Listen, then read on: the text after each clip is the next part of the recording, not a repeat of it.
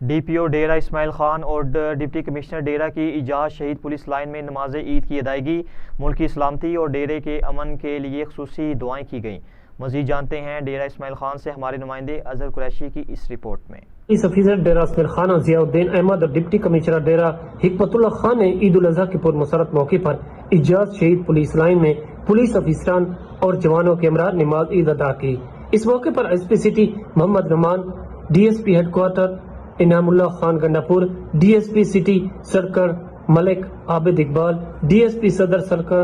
حافظ محمد ادران سمیت پولیس افسران اور جوانوں کی بڑی تعداد موجود تھی۔ نماز عید کے بعد ملکی اور علاقائی سلامتی، استحکام پاکستان اور عوام کے امن اور سکون کے لیے خصوصی دعائیں کی گئیں، جبکہ ضلع ڈیرہ اسماعیل خان میں پائیدار امن، بھائی چارہ اور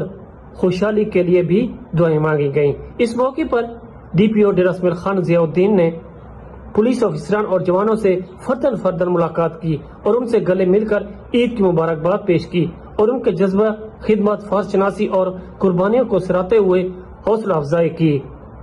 ڈی پی او ڈیرہ کا کہنا تھا کہ عید جیسے خوشی کے موقع پر بھی پولیس جوان عوام کی جان و مال کے تحفظ کے لیے اپنے فرائض انجام دے رہے ہیں، جن کی خدمات قابل تحسین ہیں۔